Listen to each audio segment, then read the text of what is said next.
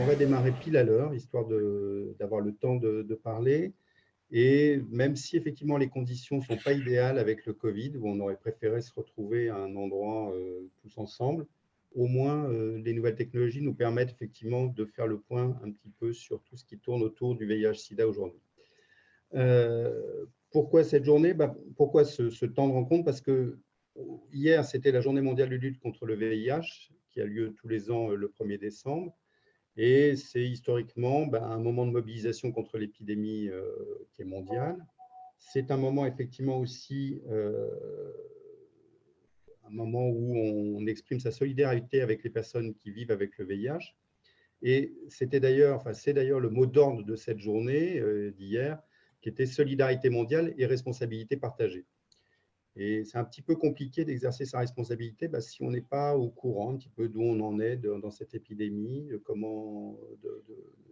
remettre à jour un petit peu ses connaissances, de savoir comment ça se transmet, comment ça se dépiste, où on en est, comment c'est pris en charge.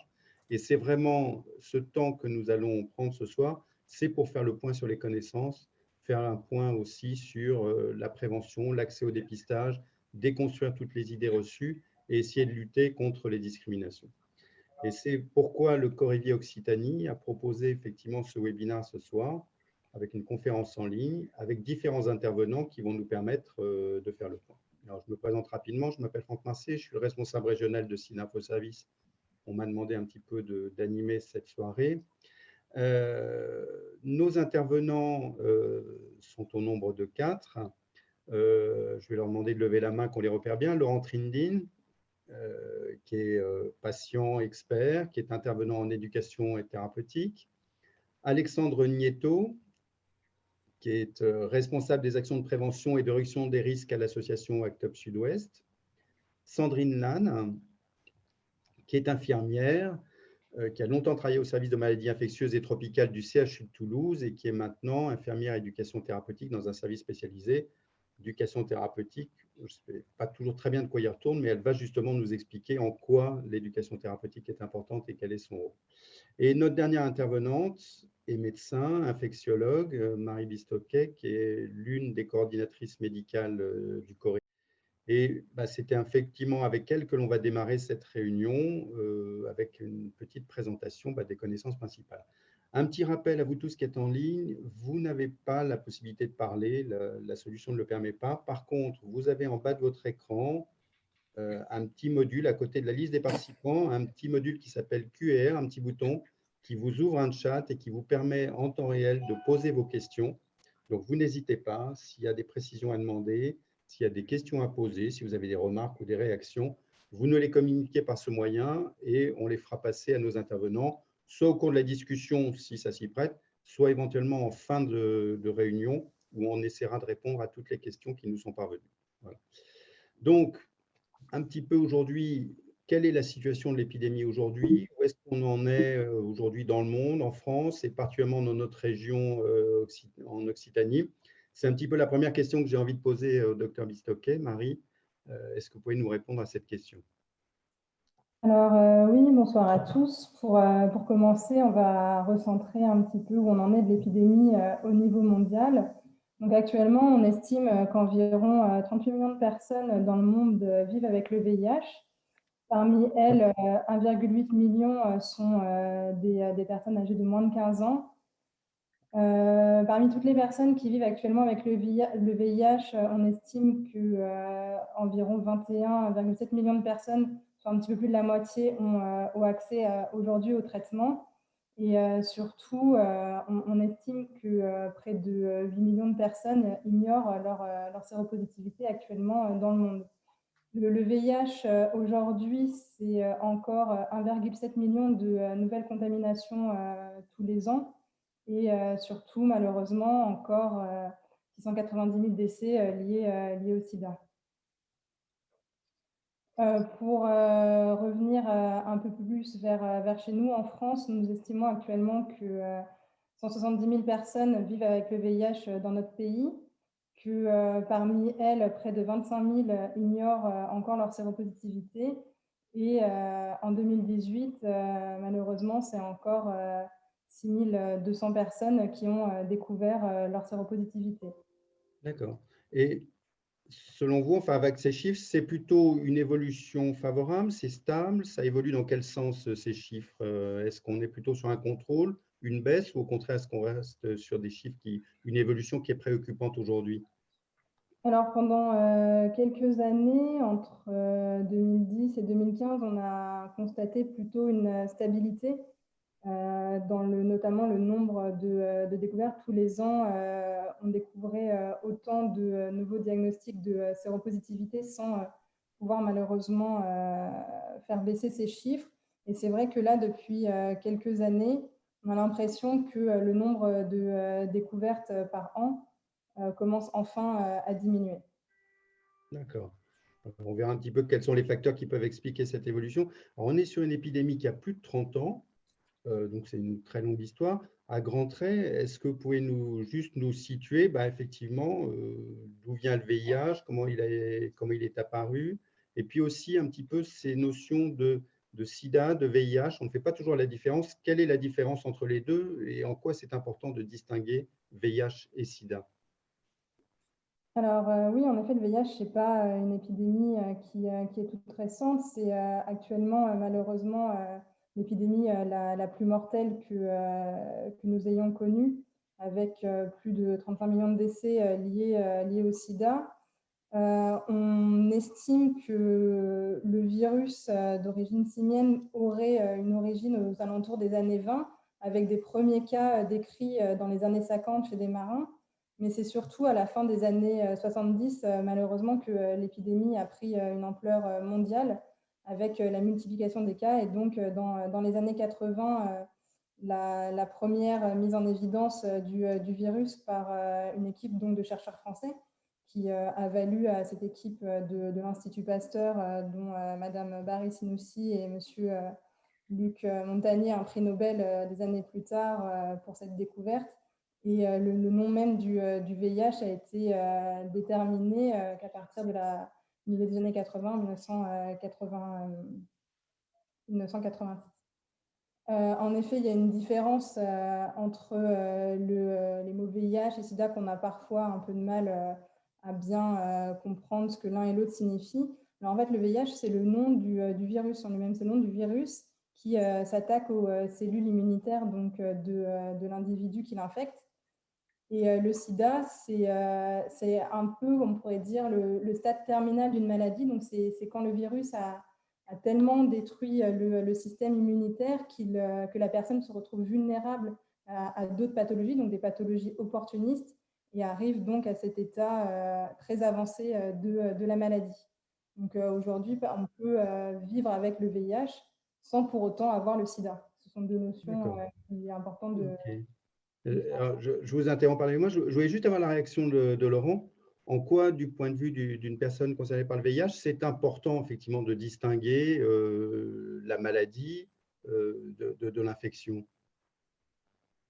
Ben, écoutez, en fait, moi qui suis une personne qui vit avec le VIH depuis plus d'une trentaine d'années, en fait, et qui est connu la période de la maladie dans les années 90, une période assez effroyable, hein. On l'a vu récemment dans le film 120 battements par minute qui est repassé à la télévision. Voilà, j'ai vécu cette époque-là où on était tous infectés, on n'avait pas de traitement et on tombait malade en fait, hein. On était affectés de plein de pathologies. C'était au quotidien lutter contre la maladie, voilà, pendant plusieurs années et avec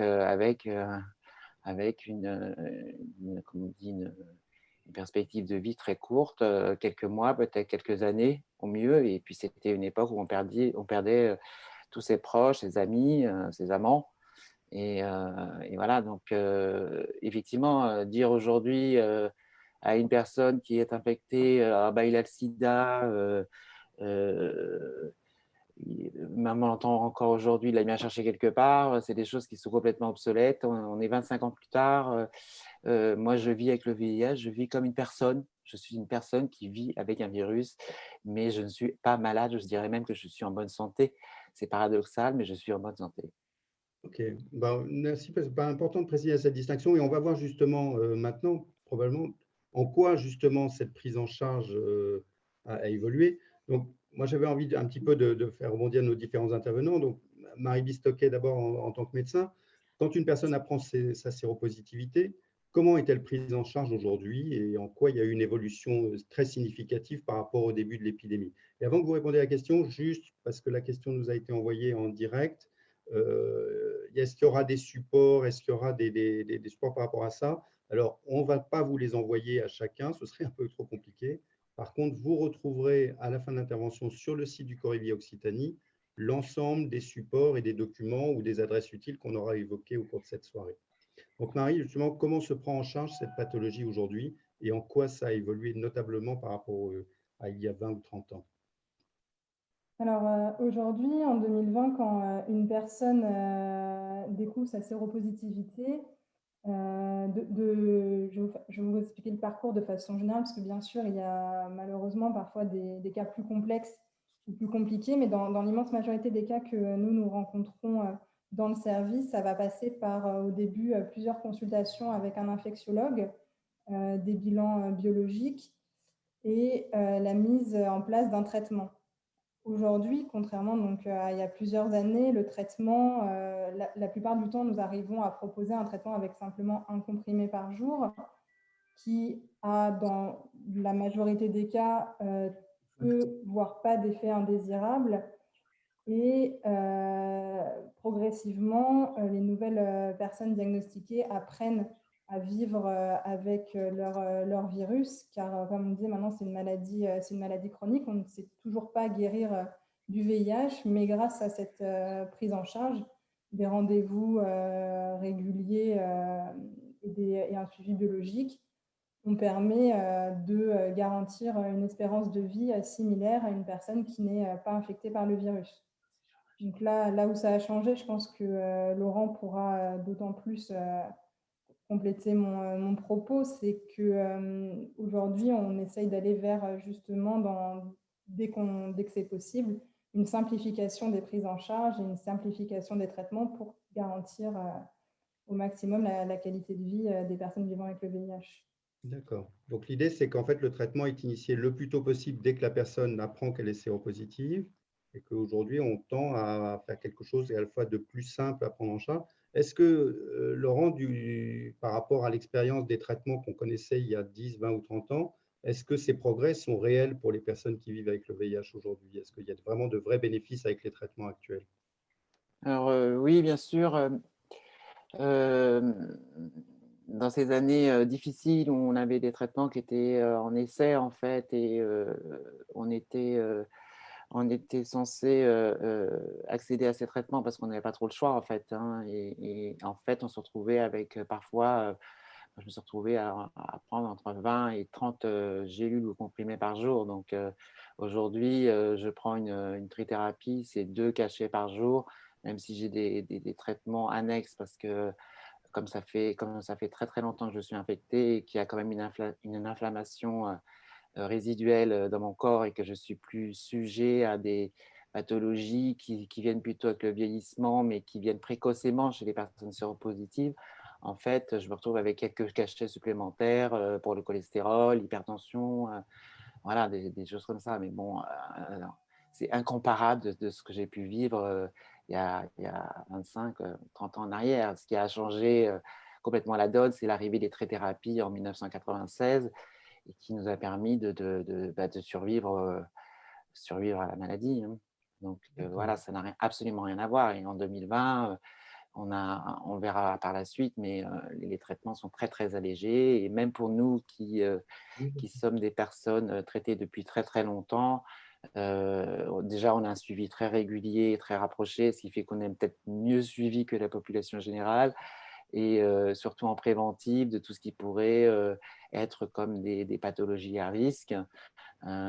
Donc, en fait, on est particulièrement préservé, on va dire, et puis peut-être sous contrôle. Voilà, donc mais D'accord. aujourd'hui, pour les personnes qui accèdent à un traitement nouvellement infecté, c'est en général une pilule par jour, mais on y reviendra plus tard. D'accord. Non, mais cette idée est bien là, c'est de dire on démarre un traitement tôt à un moment où l'infection peut être contrôlée et très efficacement pour éviter l'évolution de l'infection.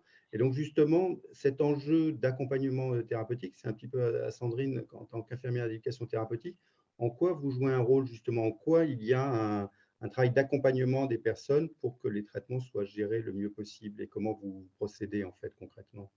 Alors moi, je vois les patients en consultation d'éducation thérapeutique pour parler des traitements dans plusieurs contextes. C'est principalement lors d'une initiation de traitement après la découverte de la séropositivité. Généralement, c'est dans ces cas-là, je reçois la personne en consultation individuelle pour une prise en charge globale. C'est-à-dire que je la questionne sur sa santé physique, sa vie sexuelle, sa vie psychologique, sa vie affective. Et de là vont émerger des besoins, des attentes pour mieux vivre sa vie avec cette maladie chronique. Nous élaborons ensemble un programme éducatif. Si je perçois qu'il y a des besoins, des attentes de prise en charge psychologique, nous proposons dans la consultation d'éducation, dans la consultation du bâtiment URM à Purpan, une prise en charge par une psychologue, par Isabelle. Ensuite, nous mettons en place des séances éducatives avec le patient. C'est au cours de ces séances que je vais aborder les connaissances d'abord sur la maladie, parce que pour comprendre l'action des traitements, il faut comprendre comment fonctionne ce virus. Même si ça a été évoqué lors de la consultation médicale, l'éducation et l'acquisition des connaissances se fait par la répétition. Donc voilà, je reparle du virus, de l'action des traitements. Il y a un programme, dans le programme, il y a aussi la gestion des traitements. Pour ça, je montre les traitements réels pour qu'ils puissent voir ce qu'ils vont prendre en rentrant à la maison, qu'il n'y ait pas de surprise. Je propose des piluliers, je propose aussi la possibilité d'utiliser des applications pour rappeler la prise des traitements. Il faut évoquer également toutes les interactions médicamenteuses possibles et comment éviter ça, qu'est-ce que je ne peux pas prendre, et puis aussi d'éventuels effets indésirables, et surtout comment prendre en charge les problématiques qui pourraient éventuellement arriver. Voilà, je peux revoir aussi ces patients lorsqu'il y a un changement de traitement ou éventuellement, lorsqu'on va l'aborder un petit peu plus tard, lorsqu'il y a la mise en place d'un traitement post-exposition, qu'il y a des difficultés pour le prendre, et alors qu'il est très très important de ce suivi pendant cette prise quotidienne pendant 30 jours, mais on va l'aborder un petit peu plus tard. Voilà. Ok. Donc concrètement, médicalement et au niveau thérapeutique, les progrès ont été marquants, spectaculaires. On n'est pas en train de dire que c'est facile de vivre avec le VIH, mais médicalement, il y a une meilleure gestion de cette infection, un meilleur contrôle. Par contre, ce qui semble en fait compliqué, c'est aujourd'hui, c'est de vivre avec le VIH socialement, au niveau relationnel, au milieu professionnel. Laurent, est-ce que vous pouvez nous en dire un petit peu plus de ces difficultés et de ce que les personnes, effectivement, rencontrent comme difficultés aujourd'hui? Alors oui, je côtoie et je travaille avec des personnes séropositives. Ceci dit, je vais pas relater de ce qu'elles disent, de ce qu'elles… Mais bon, je vais plutôt parler en mon nom, c'est aussi représentatif en général. En fait, la gestion de la maladie, enfin, ce qu'on appelle l'observance. Moi, je préfère dire l'adhésion au traitement parce que je trouve que c'est plus la personne est plus actrice de sa santé en fait, plutôt que d'avoir une injonction à prendre ses médicaments. Donc ça, c'est important qu'elle soit responsable en fait de son histoire et de sa vie avec la maladie. Après, ce qui ressort, c'est que les traitements, bon, évidemment, il y a toujours des effets indésirables, il y a des choses qui sont compliquées à gérer, mais le plus compliqué à gérer, c'est souvent les interactions sociales, le regard de la société sur la maladie, la difficulté d'en parler, le secret, d'être obligé de se cacher, de ne pas dire, de peur d'être jugé. Et il y a aussi des personnes qui sont stigmatisées, qui sont discriminées. Et ça, aujourd'hui, en 2020, c'est des choses qu'il faut absolument avancer parce que même si on a fait d'énormes avancées scientifiques, il y a des avancées qui ne se sont pas faites dans l'inconscient collectif, je vais dire, et c'est le pourquoi de ce dont on parle aujourd'hui, en fait. C'est essayer de faire avancer ces choses-là, parce que la personne séropositive d'il y a 30 ans, c'est pas la même que celle d'aujourd'hui, en fait. D'accord. Donc, aller mieux médicalement ne veut pas dire que l'on va mieux dans sa vie relationnelle, sa vie de tous les jours. Non, et Il y a encore peut-être, beaucoup à faire sur la qualité de vie des personnes et tout à sur la fait, la façon qualité de vie, dont… oui. D'accord. Je vous propose, parce qu'on va entrecouper un petit peu, on ne pouvait pas effectivement faire intervenir toutes les personnes qui luttent contre le VIH dans la région. Ça aurait été un petit peu compliqué sur nos petits écrans. Mais par contre, je vous propose de voir le témoignage en vidéo d'un membre de l'association du relais VIH à Rodez, justement, qui témoigne un petit peu de cette situation et de la difficulté qu'il y a encore aujourd'hui à vivre avec le VIH et à assumer effectivement sa séropositivité socialement et la vie courante. Donc, c'est le témoignage de Blad de l'association Relais VIH à Rodez. Si on peut lancer la vidéo, merci. Bonjour, je m'appelle Vlad, je suis animateur de prévention à l'association Relais VIH de Rodez dans l'Aveyron et j'habite à Millau. En ce 1er décembre 2020, si particulier, je voudrais insister sur la solidarité et la proximité plus nécessaires que jamais dans une vie avec le VIH. La nouvelle pandémie, celle de Covid-19, a en quelque sorte contribué à sensibiliser les gens à la menace d'un virus mortel au niveau de toute la planète. Ainsi, certaines personnes ressentent un peu plus concrètement peut-être qu'est-ce qu'est le quotidien des personnes vivant avec le VIH, pour certains depuis 5, 10, 15 ans et plus. Moi, cela fera 28 ans de séropositivité en février prochain. Après une longue période à Paris, des passages en Bretagne et en Bourgogne, mon mari et moi, nous sommes arrivés en Occitanie. J'ai été surpris de découvrir à l'hôpital de Rodez la meilleure prise en charge médicale de tout mon parcours VIH. En revanche, le dévouement de l'équipe des services des maladies infectieuses ne pouvait pas pallier à notre isolement dans ce si beau mais si grand département de l'Aveyron. Mais c'est un rôle que Relais VIH remplit aussi bien dans l'accompagnement que dans le maintien d'un lien avec beaucoup de chaleur humaine pendant des groupes de parole ou des séances collectives de sport. Et encore, en arrivant ici il y a 4 ans, mon mari et moi, nous n'avions pas sur les épaules le poids d'être nés ici. Il est toujours délicat de grandir dans un milieu rural, entouré parfois un peu trop et en même temps pas assez, avec un manque total au niveau de tout le département de lieux de convivialité, ne serait-ce que gay-friendly. Si à cela s'ajoute le VIH et depuis quelques mois la Covid-19, le repli sur soi, l'isolement sont très souvent le lot de la plupart d'entre nous.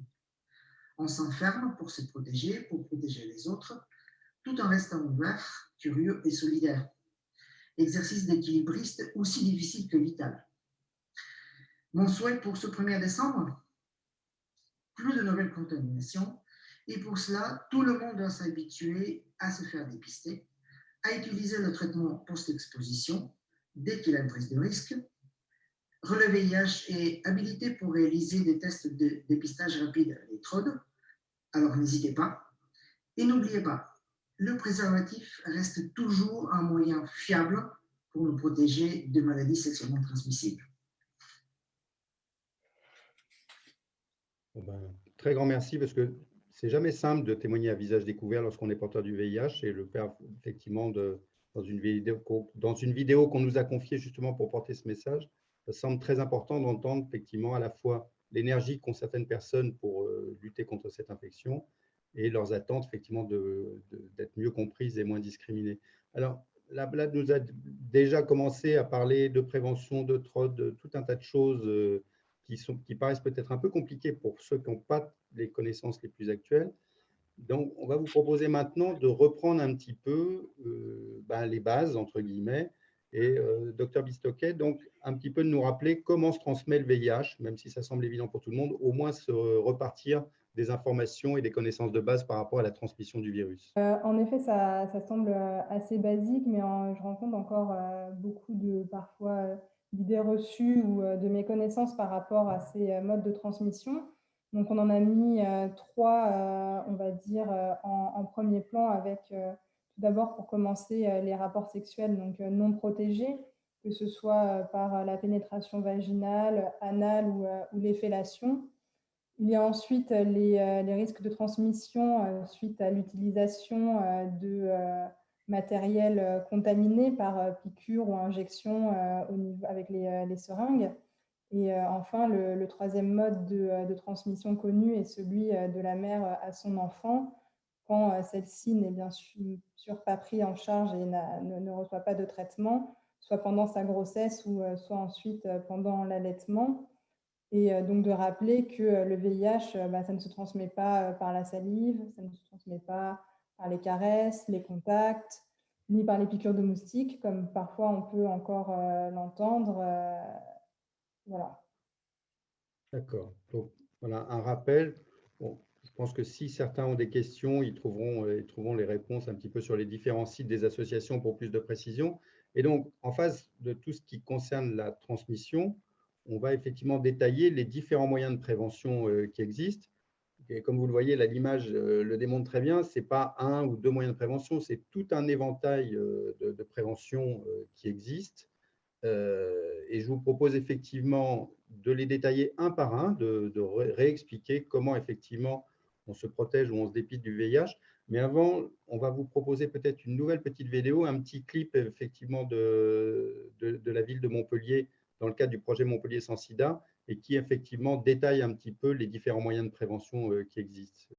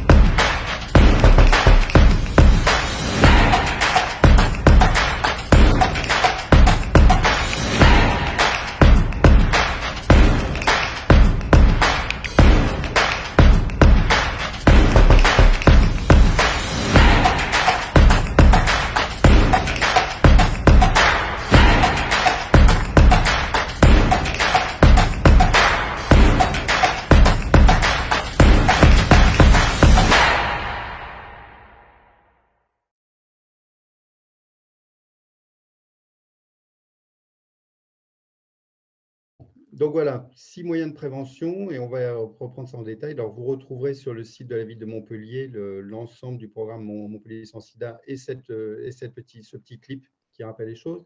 Donc, on a parlé de transmission. Parlons effectivement en cas de risque de transmission, parlons dépistage et surtout parlons des dépistages. Donc, comment effectivement aujourd'hui peut-on savoir qu'on est porteur ou pas du VIH? Quelles sont les différentes techniques et moyens qui existent pour se faire dépister? En effet, on va commencer par détailler ces différents, comme l'a dit Franck, moyens de dépistage, parce que c'est tout simplement le début, connaître son statut sérologique. Donc, il y a, pour commencer, la sérologie, que beaucoup, je pense, de personnes connaissent, c'est la prise de sang qui peut se faire soit au laboratoire, soit dans un centre de dépistage. Grâce à ce prélèvement sanguin, ça permet de connaître son statut en 24 à 48 heures en fonction du rendu des résultats. Ensuite, il y a le TROD, donc le test rapide d'orientation diagnostique, dont on a entendu dernièrement notamment parler avec les TROD Covid. Donc, le TROD, c'est une petite piqûre au bout du doigt, un peu comme on fait quand on est diabétique et qu'on veut contrôler sa glycémie. Donc, c'est une petite goutte de sang qu'on met dans un petit dispositif et donc en quelques minutes, un quart d'heure, 30 minutes, on peut avoir un résultat. Et donc, le dernier moyen de dépistage, c'est l'autotest que chacun peut faire soi-même chez lui, par exemple, en allant le chercher gratuitement en pharmacie et se dépister. D'accord. Donc, différentes techniques adaptées à chaque situation. En quoi c'est important, effectivement, de se dépister et à quel moment faut-il vraiment envisager de se faire dépister, selon vous? Alors, c'est important, comme je l'ai dit, de déjà connaître son statut pour savoir où on en est soi-même avec sa santé. Puis, en cas de positivité, donc pouvoir se donner les moyens d'avoir accès à un traitement et donc à la prise en charge rapide dont on parlait précédemment. Et puis, sur un second plan, c'est aussi important le dépistage pour nous, car c'est aussi un de nos moyens de lutter contre l'épidémie en arrêtant rapidement les chaînes de transmission et les risques donc de transmission du VIH entre les individus. D'accord. Donc, être dépisté pour bénéficier d'une prise en charge précoce et prévenir ses partenaires si qu'eux-mêmes fassent des tests, etc. Juste Voilà. une petite précision, toutes ces techniques peuvent être, sont fiables combien de temps après une situation à risque, en fait? Au bout de combien de temps on peut faire un test en étant certain que le test négatif est bien négatif? Alors, ça varie en fonction des techniques. Pour une sérologie, il faut au moins attendre 15 jours à 3 semaines et on peut avoir la certitude d'une sérologie négative 6 semaines après donc, une prise de risque qu'on détaillera. Pour le TROD et pour l'autotest, même s'il existe différents types maintenant de dispositifs, de façon générale, pour une majorité des TROD, c'est 3 mois après une situation où on a pu se retrouver en risque de transmission du virus. D'accord. Alors, on a des questions. Je suis désolé, on va un petit peu couper la dynamique qu'on avait prévue parce qu'il y a quelques questions importantes de nos internautes. L'autotest gratuit, pas gratuit? Alors, en pharmacie, il n'est pas gratuit. Est-ce qu'on peut l'obtenir gratuitement dans les associations, peut-être? Si vous voulez bien réagir, Alexandre. Oui, bonsoir. Oui, alors malheureusement, on aimerait bien que l'autotest soit gratuit en pharmacie, mais ce n'est pas le cas et c'est même plutôt cher. Mais par contre, oui, vous pouvez vous rendre dans des associations de lutte contre le sida qui peuvent en distribuer. Et actuellement, vous pouvez même vous faire livrer chez vous ou en commander à distance. Et on peut vous en envoyer par la poste. Avec l'épidémie de Covid, un petit peu, les assos se sont adaptés. Et je vous conseille de ne pas hésiter à contacter une association de lutte contre le sida pour en bénéficier. C'est vrai que c'est un outil intéressant pour faire un dépistage régulier, pour savoir où on en est. Et il y a aussi des personnes qui ont envie d'être seules face aux résultats. Donc, c'est un outil supplémentaire qui peut être intéressant, mais malheureusement, pas encore gratuit. Pas encore gratuit, d'accord. Mais on peut le payer en pharmacie. Oui, Marie? Mais je voulais dire sans ordonnance, c'est Oui, pour la conclusion. c'est aussi l'avantage. Alors, on peut obtenir aussi des autotests dans certaines associations qui les délivrent, aident, les NIPS. Et puis, on va le rappeler, mais on rappellera aussi tout ça en fin de réunion. Il y a en ce moment des événements de l'accès à du dépistage par TROD, donc à résultat rapide, notamment à Montpellier, dans le cas de Montpellier sans sida. Vous retrouverez effectivement les coordonnées du centre et les horaires pour comment vous rendre à ce dépistage cette semaine sur le site de montpellier.fr.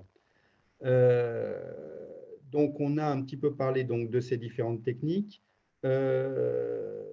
Maintenant, parlons effectivement prévention. Donc, on ne va pas oublier quand même les préservatifs. Un mot, Marie, sur les préservatifs, ce qu'on peut en dire aujourd'hui? Alors, en effet, les préservatifs, ça reste encore un pilier très important de la lutte pour la transmission du VIH, surtout parce que c'est aussi les seuls dispositifs qui permettent de prévenir les autres infections sexuellement transmissibles. On a bien mis les préservatifs parce qu'il en existe de deux types. Les préservatifs externes, que parfois on peut également appeler les préservatifs masculins, et donc les préservatifs internes. D'accord. Donc là encore, pas gratuit partout, mais dont on peut s'en procurer auprès des associations, que ce soit à Montpellier, à Toulouse ou ailleurs dans la région. Sur ordonnance aussi. Voilà. Et éventuellement, Merci. remboursé avec une prescription médicale pour certains préservatifs, il faut le rappeler. Tout à fait. C'est quand même un des grands progrès des 12 derniers mois. Sur le préservatif, on a vu. Sur la réduction des risques concernant l'usage de drogue, Alexandre, puisque tu es spécialiste un peu de cette question, tu peux nous rappeler un petit peu les éléments importants de la RDR, comme on dit? Oui, rappeler que si on est usager de substances psychoactives, que ce soit par injection ou par sniff, à chacun son matos à usage unique. Donc vraiment rappeler cette règle de matériel à usage unique. Et on sait que depuis qu'on a mis en place l'échange de seringues stériles, la prévalence au VIH a énormément baissé chez les usagers de drogue par voie intraveineuse. Aujourd'hui, c'est à peine 2% des nouvelles contaminations. Donc c'est une politique qui fonctionne, qui est importante dans la lutte contre le sida et qui est malheureusement encore entravée par une législation un peu réactionnaire en France et par le fait qu'on voit souvent les usagers de drogue comme des criminels dans ce pays. Mais il faut rappeler quand même l'importance de la RDR dans la lutte contre le sida. Donc pareil, on peut se procurer du matériel dans des associations spécialisées, dans des CARUD, gratuitement. Donc, ne pas hésiter. Et une nouvelle fois, on doit pouvoir parler, comme on doit pouvoir parler de sa santé sexuelle librement, on doit aussi pouvoir parler de l'usage de produits psychoactifs librement. Donc, ne pas hésiter à se rapprocher de CARUD qui sont spécialisés pour donner du matériel.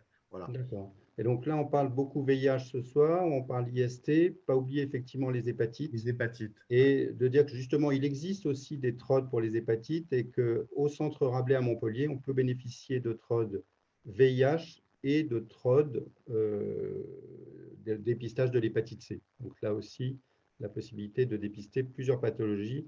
En général, quand on commence à faire un dépistage, c'est toujours intéressant d'aller dépister d'autres pathologies qui peuvent effectivement emprunter les mêmes voies, que ce soit transmission par voie sexuelle ou pour d'autres la transmission par voie sanguine.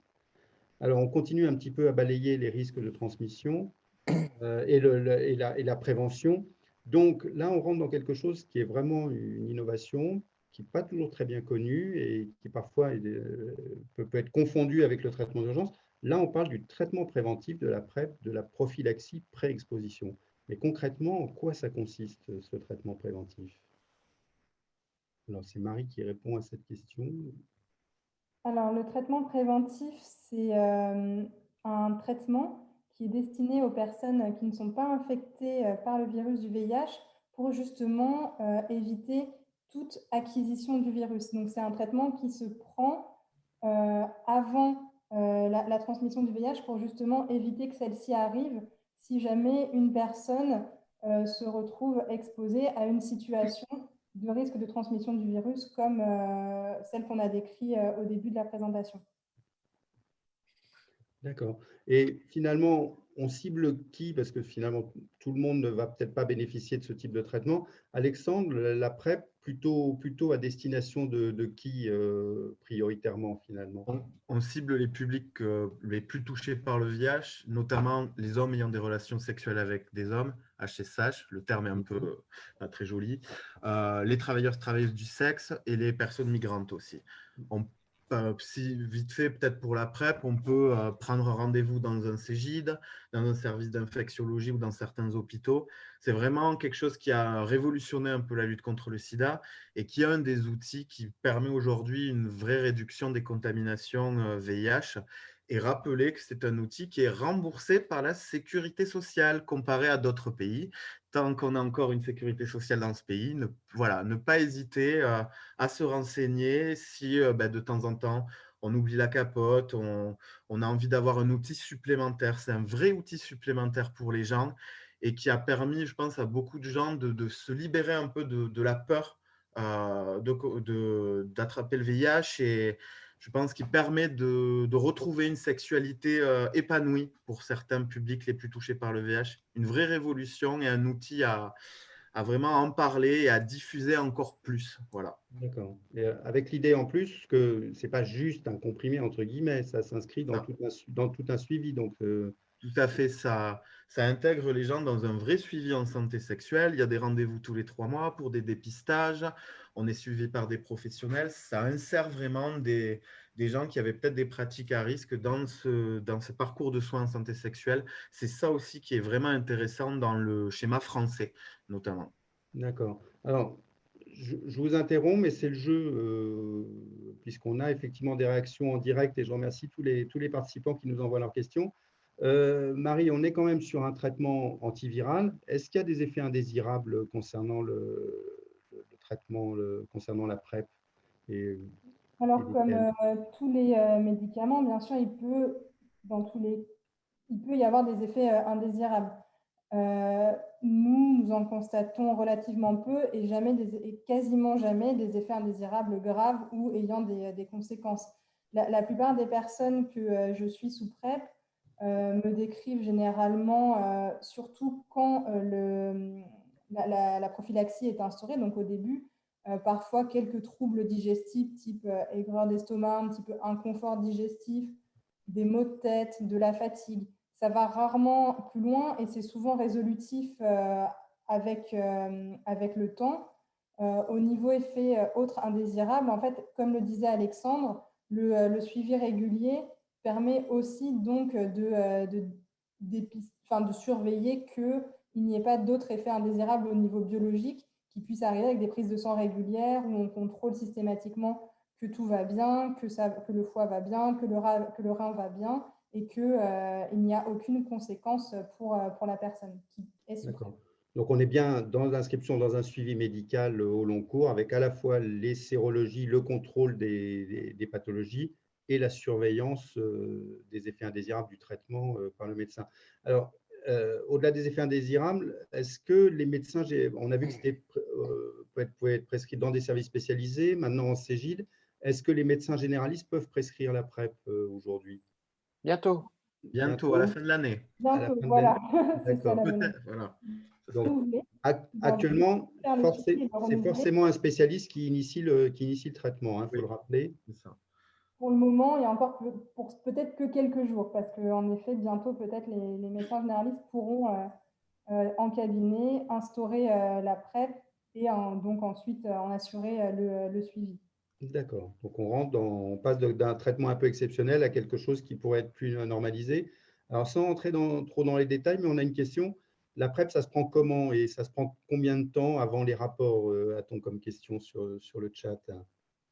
Alors, la PrEP, pour faire très simple et très court, parce qu'à chaque fois tout est réexpliqué en consultation, il y a plusieurs modes de prise qui dépendent. Moi, je laisse toujours le choix aux personnes que je suis en PrEP en fonction de leur sexualité, de choisir leur mode de prise.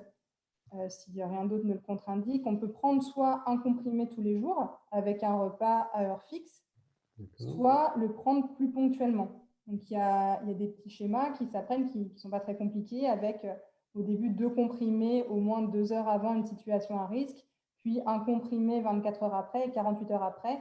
Et après, ça s'arrête jusqu'à la prochaine fois où on peut en avoir besoin. Donc voilà, c'est surtout savoir que c'est soit un comprimé tous les jours, soit ça peut être des prises plus ponctuelles. Autour des périodes d'activité sexuelle. Voilà. D'accord. OK. Donc, bon, on ne va pas rentrer dans les détails là. Par contre, il y a plein d'endroits où on peut s'informer plus précisément sur la PrEP, retrouver les schémas, retrouver un petit peu toutes les informations pour éventuellement, pour les personnes qui s'interrogent sur est-ce que je la prends ou pas. Vous avez PrEP Info qui a été fait par elle. Vous avez un groupe Facebook qui s'appelle PrEPdial. Et à peu près tous les sites des associations partenaires ont une page consacrée à la PrEP qui vous rappellera en quoi ça consiste, quels sont les schémas et surtout vers qui se tourner pour éventuellement la démarrer. Alors, on a parlé PrEP, on a parlé donc du traitement. Le traitement, il peut également être prescrit en traitement d'urgence. Donc là, on n'est pas sur l'avant, on est sur l'après le risque. Donc, un petit rappel, parce que ça, c'est assez ancien maintenant, mais en quoi ça consiste et en quoi c'est toujours important, ce traitement de post-exposition, Marie? Alors voilà, donc on parlait de la PrEP pour la prévention. Le traitement d'urgence, c'est quand il y a déjà eu la situation à risque et que ça peut être, il n'y avait pas de préservatif à ce moment-là, ou alors il a glissé, il a craqué, ou alors on a par inadvertance utilisé une seringue qui était usagée, qui n'était pas la nôtre. Donc là, dans ces situations-là, c'est le TPE, donc le traitement post-exposition. Et donc, le principal message, c'est que la réaction doit être rapide. Il faut que le plus rapidement, idéalement, dans les 4 premières heures, mais ça peut aller jusqu'à dans les premières 48 heures après cet événement, la personne qui a donc s'est retrouvée dans une situation pouvant transmettre le virus aille consulter dans un service d'urgence qui peut être le plus proche de chez lui, pour pouvoir bénéficier de ce traitement post-exposition. Donc, ils se composent, c'est des comprimés, 1 à 2 comprimés en fonction des centres, qui vont être pris pendant 28 jours et qui vont s'accompagner donc de bilans biologiques, d'un suivi médical sur les semaines et mois qui suivront cet accident d'exposition. D'accord. Okay. Donc, ça reste quand même important. En cas d'oubli, en cas d'accident, il y a encore quelque chose à faire dans les heures qui suivent pour bénéficier d'un moyen de prévention et pour éviter une contamination. Alors, avant de continuer, je vous propose d'avoir de nouveau un témoignage, celui de Simon d'Actop, qui va effectivement nous parler, nous donner aussi, partager son point de vue et son témoignage. Merci. Je m'appelle Simon, je suis militant à Actop Sud-Ouest et je suis séropositif depuis 2 ans. Pour la journée mondiale 2020, je voudrais parler des traitements contre le VIH. Parce que les traitements contre le VIH représentent un outil très efficace pour éviter les nouvelles contaminations. C'est ce qu'on appelle le traitement comme prévention. Alors, comment ça marche? Moi, j'ai été dépisté positif au VIH il y a 2 ans. Depuis, je prends un traitement tous les jours et je suis aussi suivi par une équipe médicale qui s'assure régulièrement que le traitement que je prends est bien efficace, qu'il agit bien contre le virus. Le traitement ne permet pas d'éliminer complètement le virus ou de guérir l'infection. Par contre, il empêche le virus de se multiplier dans le corps. La quantité de virus devient tellement faible avec le traitement qu'elle atteint un stade qu'on dit indétectable. Et lorsque le virus est indétectable, il ne peut pas se transmettre à quelqu'un d'autre. Même par contact avec le sang ou avec les fluides sexuels. Donc en fait, moi je suis séropositif, mais en prenant mon traitement tous les jours, je ne peux pas transmettre le virus à quelqu'un d'autre. Quelque part, c'est gagnant-gagnant. Moi, je m'assure de vivre avec dans les meilleures conditions de santé possibles, et j'évite les nouvelles contaminations. Et c'est justement pour ça qu'on considère que le traitement est un outil de prévention pour tout le monde. Et tout ça, ça permet de comprendre 2 choses. La première, c'est l'importance des dépistages. Parce que la plupart des nouvelles contaminations au VIH viennent de personnes qui ne savent pas qu'elles sont porteuses du virus. En l'absence de traitement, ces personnes-là contaminent leurs partenaires juste par ignorance. Donc c'est hyper important de se faire dépister et de le faire régulièrement tout au long de sa vie sexuelle. La deuxième chose qu'on peut comprendre, c'est qu'il faut lutter contre le rejet dont sont victimes les personnes séropositives. Je ne peux pas transmettre le virus et pourtant, c'est déjà arrivé qu'on ne veuille pas avoir une relation sexuelle avec moi, ou alors même qu'on ne veuille même pas me rencontrer, ou alors même qu'on dise qu'il faut se méfier de moi parce que je suis séropositif. En fait, ça n'a pas de sens. Je suis séropositif, mais je prends mon traitement, je ne peux pas transmettre le virus. Alors, comme tout le monde, j'ai le droit d'aimer et d'être aimé sans qu'on ait peur de moi. Un témoignage effectivement particulièrement touchant, mais qui introduit aussi des questions assez complexes là, de charge virale indétectable, de traitement qui permet de ne pas transmettre, de personnes séropositives qui ne transmettent pas le virus.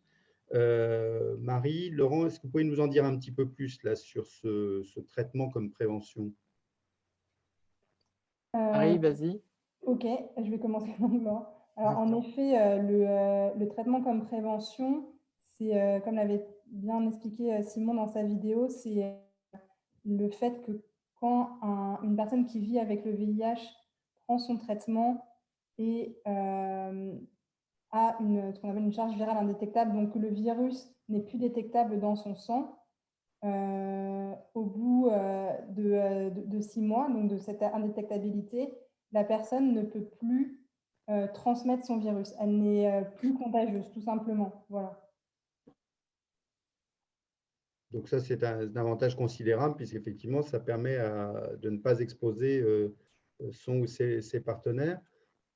Ça veut dire qu'éventuellement, au sein d'un couple où la personne séropositive a un virus contrôlé, on peut éventuellement se passer le préservatif. Oui, tout à fait. D'accord, ok. C'est important de le dire, je pense que c'est aussi un progrès. Et autre question, est-ce qu'au sein d'un couple, on peut envisager de faire un enfant grâce au traitement comme prévention? Oui, bien sûr, pour les mêmes raisons, que ce soit le futur père ou la future mère qui soit porteuse du virus du VIH. Si le traitement est bien pris et que la charge virale est indétectable, le risque de transmission à son partenaire, donc du père à la mère, est nul. Et la mère également ne transmettra pas le virus à son enfant pendant sa grossesse, ni même après, si elle reste bien contrôlée au niveau de son virus pendant toute sa grossesse. Ce qui est le plus souvent le cas dans nos pays où on a accès largement, par chance, à un traitement, de permettre et d'accompagner donc les futures mamans dans leur projet de grossesse sans qu'il n'y ait aucun risque pour leur futur enfant. Ça, Laurence, c'est quelque chose qui change effectivement la donne pour les personnes séropositives, ce traitement comme prévention en termes de vécu. Complètement. Enfin, juste là, je vais revenir parce que j'ai vu une Oui. question circuler par rapport à la prise de risque et quand on doit se rendre dans un… En fait, il faut se rendre dans un service d'urgence dans les 48 heures hein, quand on a pris un risque. On parle du traitement d'urgence, hein, la diapo juste avant. Oui, c'était la diapo d'avant. C'est juste parce que j'ai vu une question. Alors, pour répondre à la question, Franck, bien sûr que pour les personnes comme moi qui ont vécu avec cette peur de transmettre, en fait, tout le temps, c'était vraiment la peur au ventre. Moi, pendant 20 ans, les relations sexuelles, c'était compliqué pour moi et même dans les relations amoureuses, j'avais toujours cette peur de transmettre et même si on se protégeait, on avait beau tout faire, voilà. Donc, quand cette notion quand on a su que non seulement le traitement nous permettait, les thérapies nous permettaient de contrôler la quantité de virus qu'on avait dans le sang et permettre de désactiver, pas désactiver complètement, mais de maîtriser complètement l'activité du virus, déjà c'était énorme. Mais en plus de savoir qu'on n'était plus transmissible, ça c'était extraordinaire, c'est une vraie révolution. Mais c'est vrai que c'était pas toujours, ça a été un peu compliqué, en tout cas pour moi, d'accepter cette notion parce que de passer de je me préserve, je préserve tout le monde et à dire je peux enfin accéder à une sexualité normale, épanouie, en me disant je peux vivre un couple et avoir des rapports sans préservatif, ça a changé la vie, quoi. J'ai l'impression c'est une nouvelle, c'est une renaissance presque hein, sur la sexualité. Voilà, donc c'est très très important et c'est une notion qu'il faut vraiment divulguer le plus possible parce que c'est aussi quelque chose qui n'est pas connu du grand public et qui est source de rejet et souvent par incompréhension et par manque d'information et parfois d'ignorance. Et ce qui fait que, enfin, je vais dire une chose très simple, c'est que là, il y a 30 ans, on devait justifier, nous, personnes, d'être porteurs du VIH parce qu'on était responsable de ça. Et aujourd'hui, on doit justifier à l'envers qu'on n'est plus transmissible. Donc, c'est un peu compliqué. C'est le pourquoi d'aujourd'hui. Oui, non, mais c'est important de le rappeler, c'est pour ça aussi qu'on a voulu le détailler. Sandrine, vous, dans votre expérience d'éducation thérapeutique, est-ce que c'est quelque chose que vous prenez en compte, que vous accompagnez, et comment réagissent les personnes à qui vous parlez effectivement de cette notion de traitement comme prévention? Oui, Franck, moi je parle du Treatment as Prevention en m'appuyant sur les nombreuses études qui ont été réalisées. Et qui montre qu'une charge virale indétectable depuis plus de 6 mois et à l'absence d'infections sexuellement transmissibles, il n'y a pas la transmission du VIH. Alors, il peut y avoir plusieurs cas où je rencontre ces personnes, où j'en parle, soit dans le cadre du programme éducatif que j'ai évoqué lorsqu'on a parlé des traitements. Et là, c'est une séance dédiée à la prévention de la transmission du VIH. Soit sur demande d'un patient qui m'appelle parce qu'il a déjà participé au programme éducatif et qui souhaite débuter une vie de couple avec des relations sexuelles non protégées. Il a expliqué déjà le TASP à son ou sa partenaire, mais il souhaite, comme professionnel de santé, accrédite ses dires. Ils viennent alors tous les deux et nous parlons de ça ensemble. Ou alors, l'autre situation, c'est lorsqu'un couple sérodifférent, donc un positif, l'autre négatif, a une sexualité exclusivement protégée et qu'il y a un désir d'enfant dans ce couple. je les reçois pour faire émerger les peurs, toutes les craintes, les représentations sur la transmission. Parce que comme le disait Laurent, ça va faire 40 ans l'an prochain, donc on vit avec ça, et où on expliquait aux gens, mais il faut que vous protégiez pour ne pas transmettre le virus que vous avez en vous. Donc là, c'est compliqué aussi de défaire tout ça. Et donc voilà, je les reçois pour les rassurer et qu'en l'absence de virus, il n'y aura pas de contamination possible si les conditions sont respectées. Voilà. Il faut que je remette mon micro, sinon ça ne va pas marcher. Ça paraît extrêmement important de le rappeler parce que le traitement, on l'a vu à travers la PrEP, le traitement d'urgence ou le traitement de prévention, joue un rôle de plus en plus important en matière de prévention de la transmission du virus. Donc finalement, aujourd'hui, les gens ont tendance à parler de rapports non protégés alors qu'ils sont sous traitement efficace. On peut peut-être dire effectivement non protégés par un préservatif, mais protégés par un traitement. En tout cas, toutes les études le démontrent.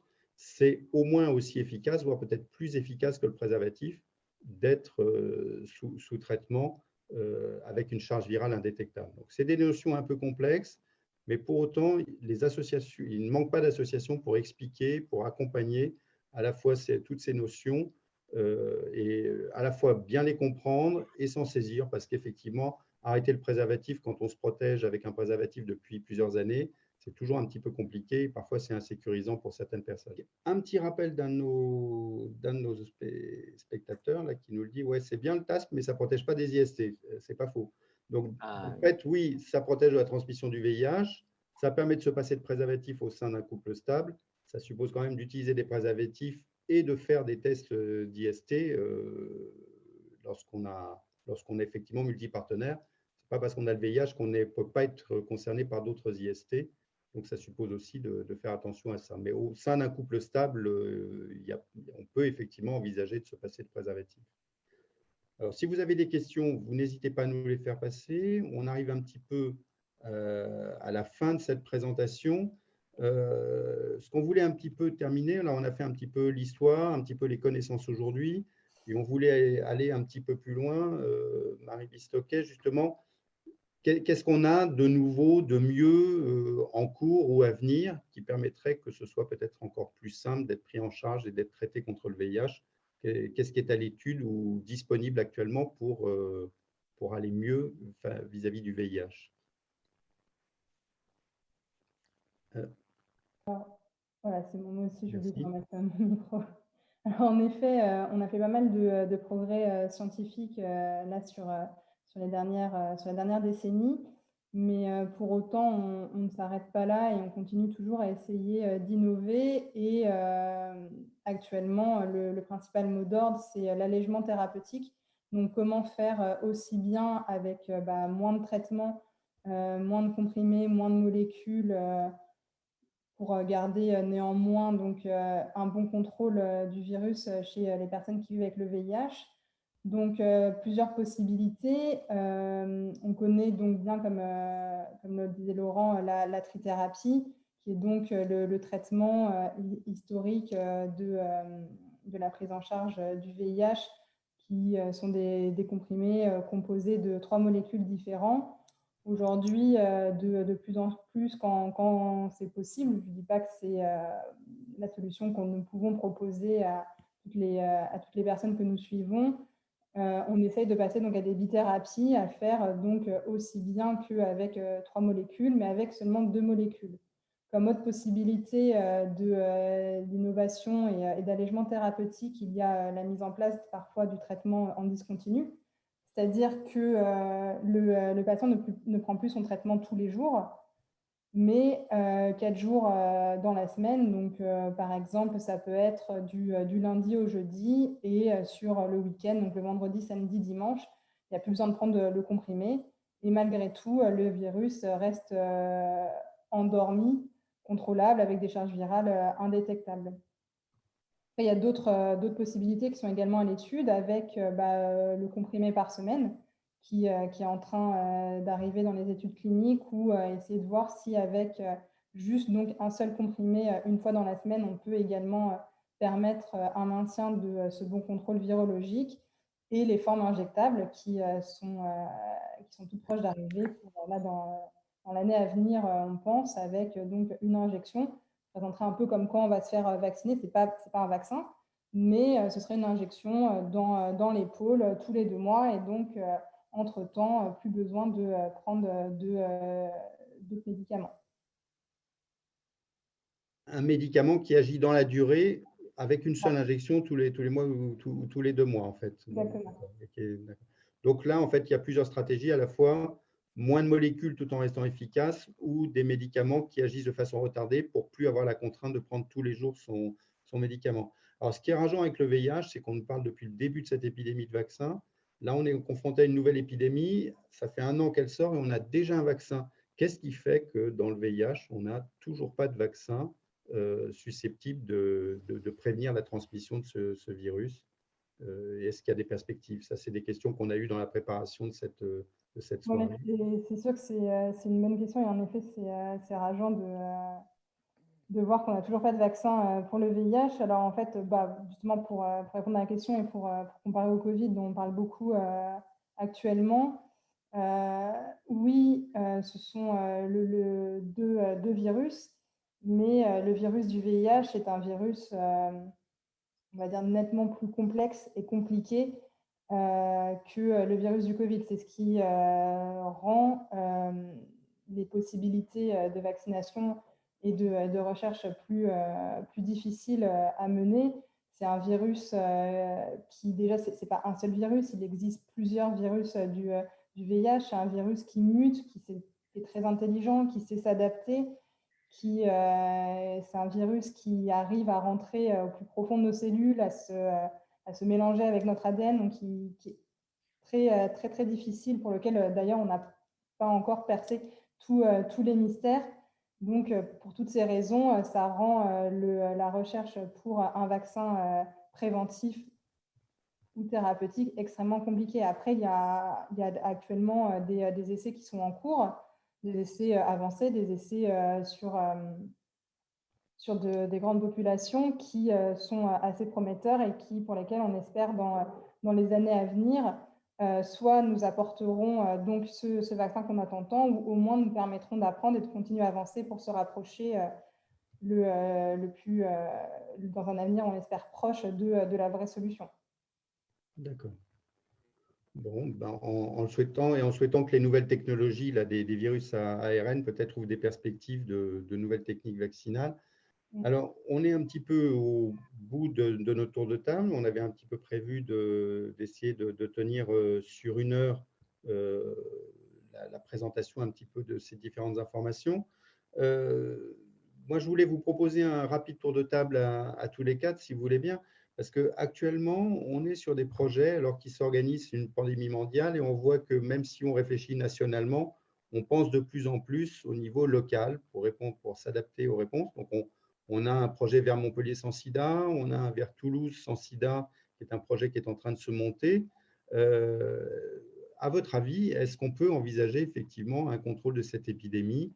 Et si oui, comment? Alors, j'ai envie de démarrer par l'ordre des vidéos. Alexandre, un mot sur comment contrôler cette épidémie, et peut-on envisager de mettre fin à cette épidémie dans les années à venir? Aujourd'hui, on a tous les outils, on l'a vu, pour pouvoir mettre fin à l'épidémie de VIH. Les outils de prévention, les traitements qui font qu'aujourd'hui, une personne séropositive ne transmet plus le VIH. On a tout ce panel d'outils. Encore faut-il qu'ils soient disponibles pour tous et toutes. Et encore faut-il de la volonté politique et des moyens pour les mettre en œuvre. On sait que la crise du Covid, elle a montré, on le savait déjà un petit peu, mais la crise de l'hôpital public, de la santé publique, la casse de tous ces systèmes de santé publique.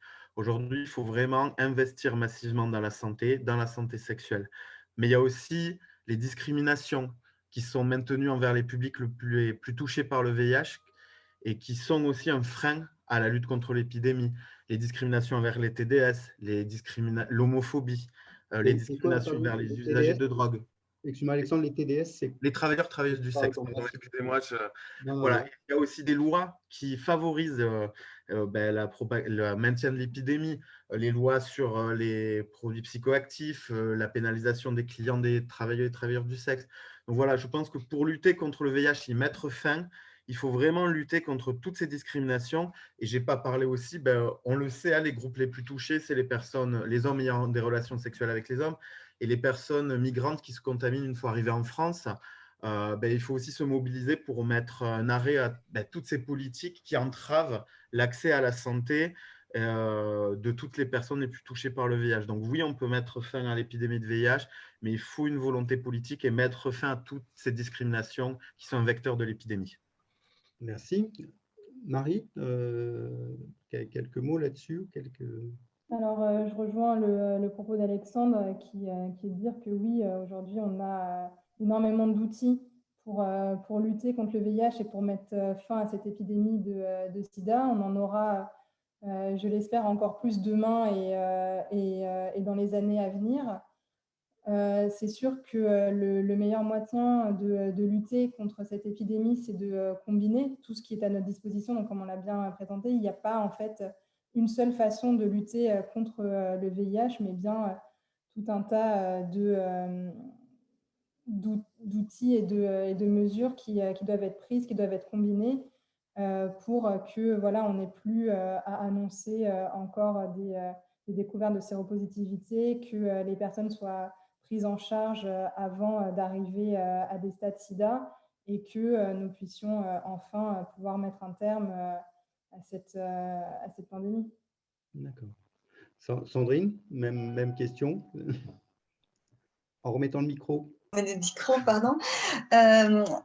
Oui, alors, moi, je vais essayer d'être un peu plus légère, dans le sens où je suis actuellement étudiante, je fais des études je prépare un diplôme universitaire d'études de la sexualité humaine, et je dirais que se couvrir peut rimer avec plaisir, et que c'est libre à chacun d'enrichir pour cela notre imaginaire érotique, et tout ça pour dire que le préservatif peut ne pas être un frein à une sexualité épanouie, et que pour l'instant, c'est l'outil qui nous permettra de nous protéger, de vous protéger, vous qui nous écoutez ce soir, de cette infection à VIH.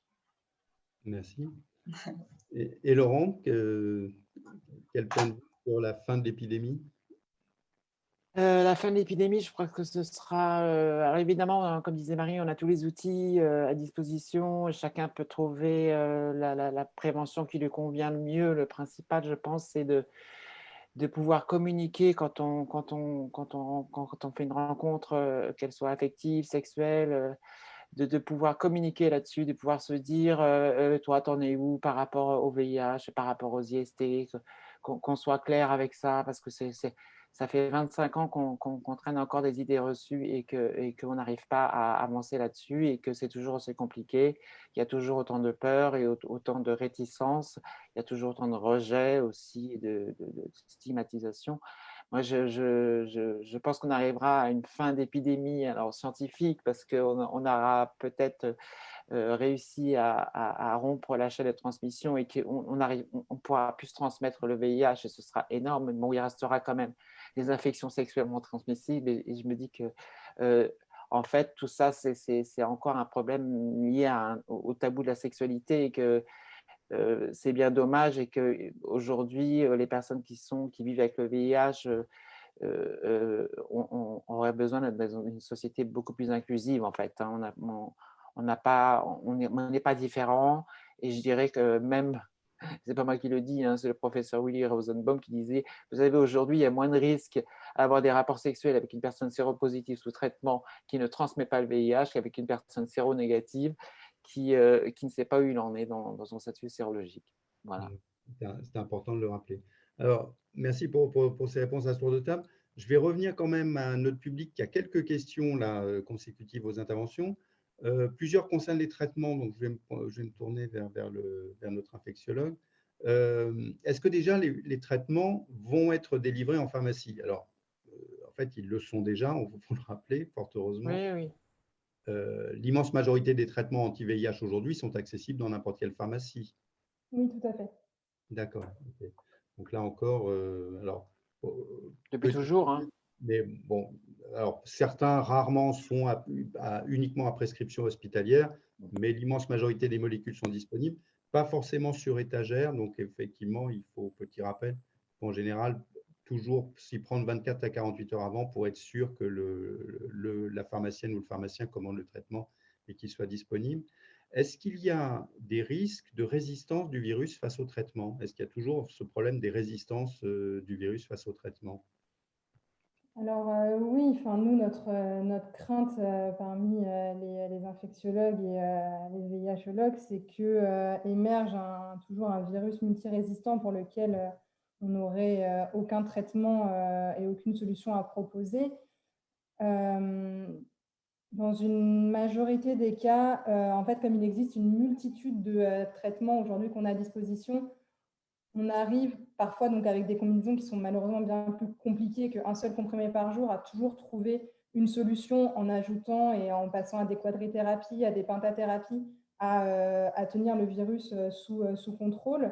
Il y a aussi encore et toujours des protocoles de recherche clinique qui continuent avec de trouver des nouvelles molécules, des nouvelles solutions pour les personnes qui se retrouvent en impasse thérapeutique, donc qui n'ont plus de solution encore efficace par rapport au virus avec lequel ils vivent et qui, dans ces situations, l'ADC leur permettent après de encore avoir une chance de garder l'indétectabilité.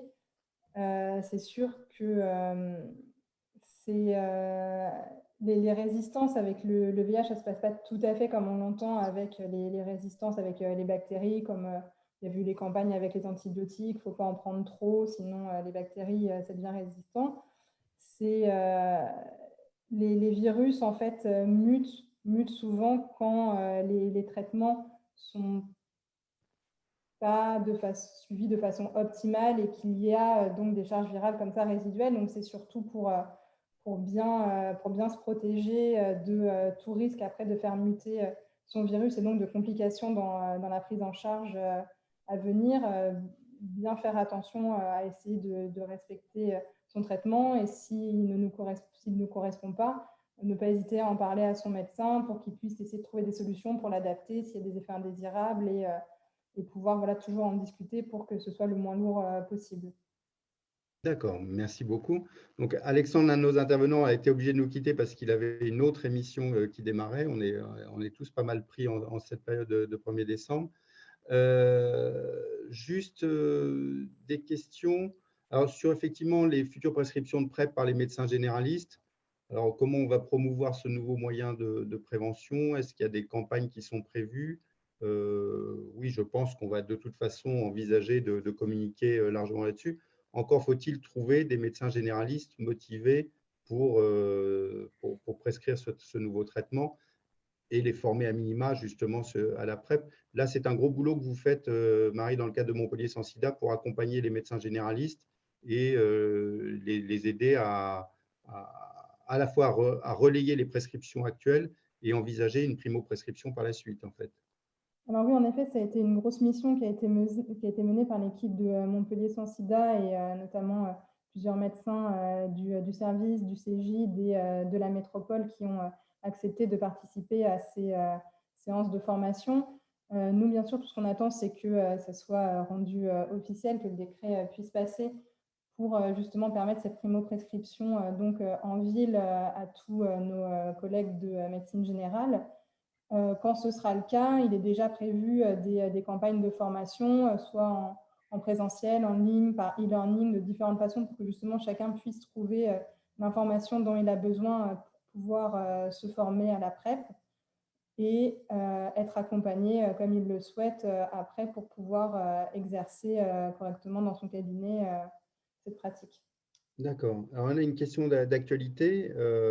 En temps de Covid, est-ce qu'il y a des problématiques liées aux deux pathologies chez les personnes séropositives? Voilà. Est-ce qu'il y a des problèmes de traitement qu'il faut adapter? Est-ce qu'il y a plus de risques pour les personnes séropositives? Qu'est-ce qu'on peut dire du Covid vis-à-vis des personnes vivant avec le VIH?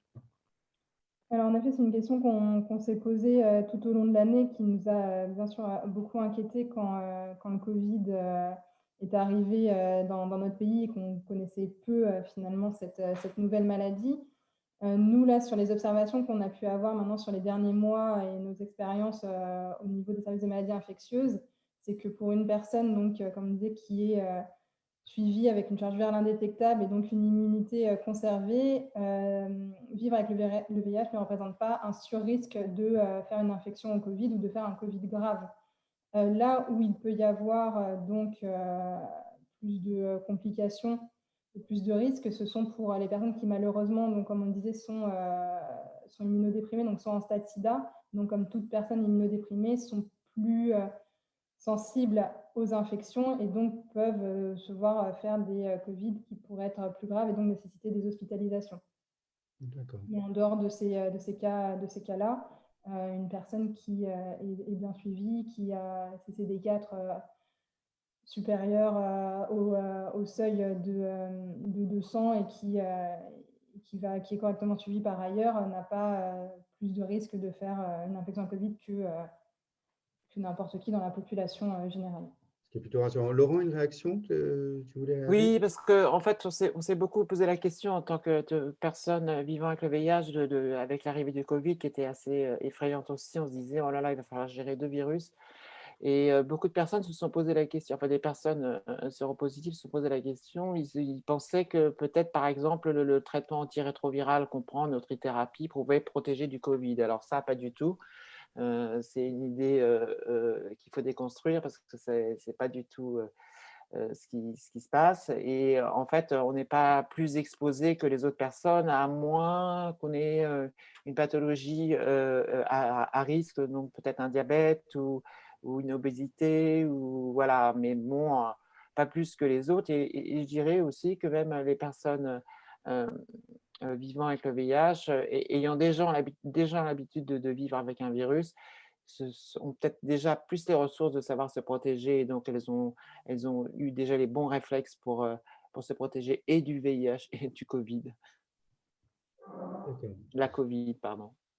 Oui, c'est compliqué. Le Covid, Ah la oui. Covid, etc. Je voulais, parce qu'on alors, merci à tous ceux merci à tous ceux qui nous remercient pour cette soirée. Toujours sur la Covid,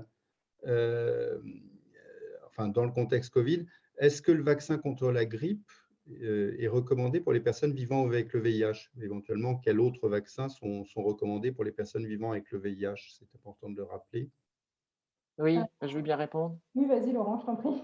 Allez. Oui, alors nous, on s'est posé la question aussi. De toute façon, moi, je fais chaque année, je fais le vaccin contre la grippe parce que de toute façon, étant une personne en maladie chronique, c'est recommandé. Après, ce n'est pas obligatoire, hein, évidemment. Mais il est recommandé évidemment de faire le vaccin contre la grippe parce que c'est prévenir aussi des risques qui pourraient être des complications en plus. Mais on nous recommande aussi de faire le vaccin contre les pneumocoques pour les risques respiratoires graves. Donc voilà, c'est pas grand-chose, hein. Le vaccin de la grippe, c'est une injection. Et celui des pneumocoques, il faut vérifier avec son médecin parce qu'il se refait tous les 5 ans, si je ne me trompe pas, Marie. Et donc, c'est une injection à intervalle de 1 mois ou 2 mois, je ne sais plus. Donc, ce n'est pas grand-chose, mais en tout cas, ça peut limiter les risques en cas de contamination avec le Covid. C'est bien de le rappeler. Et sur le vaccin de la grippe, en général, une personne qui a une ALD et qui est suivie reçoit en général un C'est bon pris en charge, vacciné oui. directement de la part de la sécurité sociale. C'est ça. On parle Covid et contexte, confinement, etc. Un mot sur ce qu'il faudrait envisager pour gérer le déconfinement au mieux, en évitant les risques de transmission du VIH et des IST. Qui a un point de vue sur cette question? Laurent? Oui, alors je pense que la principale chose, c'est que en fait, bon, dans toutes ces périodes de confinement, je vais parler encore de sexualité. Je pense qu'à ça. Non, mais au niveau de la sexualité, c'est vrai qu'au niveau des confinements, il y a quand même des échanges sexuels qui se sont faits, mais il y a beaucoup de gens qui n'ont pas eu de rapport sexuel et pendant parfois plusieurs mois et qui ne se sont pas fait dépister. Donc, c'est très important, avant de reprendre une activité sexuelle, de retourner vers le dépistage. On recommande en tout cas pour les personnes qui sont multipartenaires, qui doivent se faire dépister tous les 3 mois, de reprendre rapidement un dépistage et du VIH et des hépatites et des IST avant d'en prendre une activité sexuelle, parce que ce serait vraiment dommage de recommencer tout et voilà quoi. Donc c'est de la bonne santé sexuelle et voilà, moi je pense que c'est ça qui est très important et pas plus que ça pour l'instant. Alors, concrètement, oui, je pense que c'est important de le rappeler parce que, mine de rien, il y a eu cette année beaucoup moins de dépistage que les années précédentes, donc moins d'occasions de dépister des personnes, d'initier les traitements et d'éviter les chaînes de contamination. Et il y a un moindre recours à la PrEP, où beaucoup de gens qui ont arrêté la PrEP durant les périodes où il n'avait pas d'activité sexuelle. Et il est essentiel de bien reprendre la PrEP si on était sous PrEP avant effectivement de refaire des rencontres. Il y a des études anglaises qui montrent qu'un certain nombre de nouvelles contaminations sont dues à des gens qui ont interrompu la PrEP et qui ne l'ont pas reprise dans de bonnes conditions.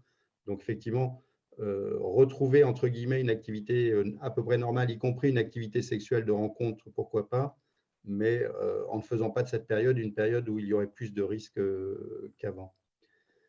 Est-ce que l'un d'entre vous a d'autres remarques, d'autres réactions, un mot de conclusion ou... Alors, on nous avait posé la question de savoir où s'informer. Vous avez un petit peu le logo là, de toutes les associations, d'un certain nombre d'associations qui sont présentes sur la région. Vous trouverez sur le site du Corévi Occitanie à la fois la présentation, les liens et un certain nombre d'informations pour aller plus loin, les adresses utiles et toutes les informations dont vous avez besoin. On va vous proposer, parce que d'autres associations ont souhaité porter témoignage et on ne les a pas entendus. Donc, il y avait 2 associations qui nous ont envoyé les mêmes vidéos de témoignages. Et on va commencer par l'association Aide, qui nous a envoyé une vidéo avant d'avoir effectivement la vidéo de l'association Arabe Ruby de Nîmes, qui effectivement fait un travail auprès des personnes, des travailleurs du sexe. Donc, la vidéo de Aide. On m'appelle parfois le séropos. D'autres fois, le malade. Pourtant, je m'appelle Erwan. Le VIH m'atteint. Certains m'enfoncent. Avec aide, je me relève. Parce que nous ne voulons plus de nouvelles contaminations au VIH. Parce qu'on ne peut pas compter que sur la chance, protégez-vous. Parce qu'une seule fois peut suffire. Parce que le temps compte. Parce que ce virus n'est toujours pas éliminé. Il faut continuer à se dépister, à se soigner, à se protéger et surtout à lutter contre les préjugés liés à ce virus. Parce que tout le monde est partout devrait avoir accès à des outils de prévention. Parce que la prévention santé doit continuer d'aller à la rencontre avec les personnes, plus que jamais. Parce que le sida, c'est une maladie d'amour, mais c'est une maladie de mort aussi. Donc c'est important de se prévenir pour protéger l'autre et pour continuer à aimer.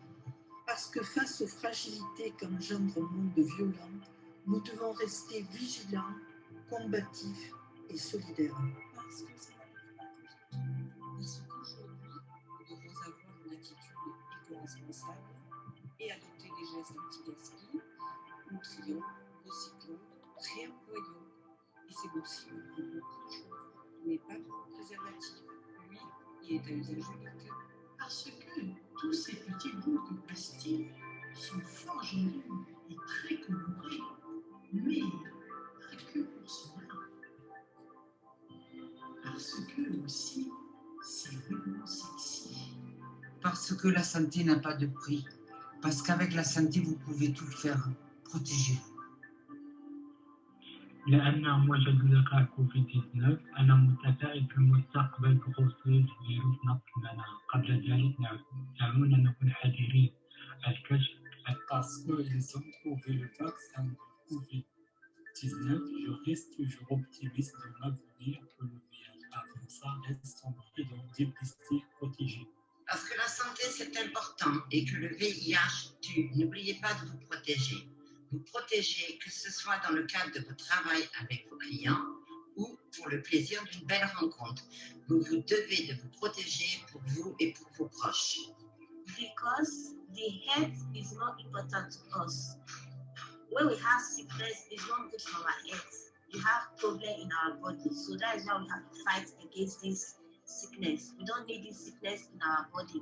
We need to be fine. Porque é importante se proteger, porque a vida é só uma e a gente tem muito que aprender com isso. E o fato de ser positivo é muito complicado viver com isso. Então, é muito importante se proteger sempre, sempre. Tener sexo con quien quieras, pero siempre usa el preservativo. Es un método más eficaz para prevenir el VIH-Sida y otras enfermedades de transmisión sexual. Parce que se préserver contre le virus du sida est important pour notre environnement. Parce que je suis contre le sida, je pense qu'il faut se protéger et faire attention à sa santé, c'est très important. Et surtout, toujours avoir une préservatif avec soi-même.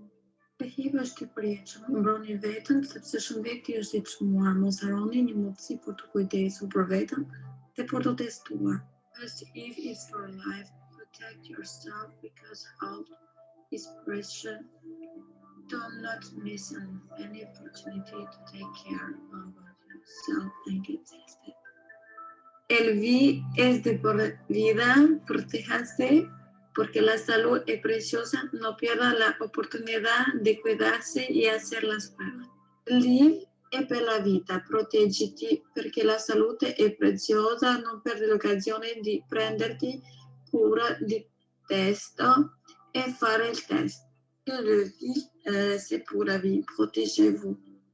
Parce que la santé est précieuse, ne perdez pas une occasion de prendre soin de vous et de vous dépister. Parce que pour être en bonne santé, dépistez-vous. Because condom save my life, I want you to also use condom to save your life too. Thank you.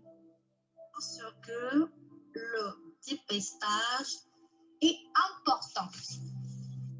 Parce que je me faire l'amour avec plusieurs personnes et pour rester couvert.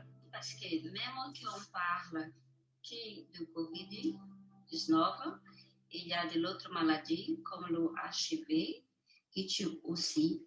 Alors, il faut toujours protéger sans exception. La maladie est toujours là, n'oublions pas. La qualité audio, malheureusement, n'était pas nécessairement la plus performante, mais la richesse des témoignages fait qu'on a souhaité effectivement que vous puissiez diffuser la vidéo de Rap Ruby, puisque effectivement, ce ne sont que des acteurs de terrain ou des personnes suivies par l'association qui ont souhaité témoigner à l'occasion du 1er décembre.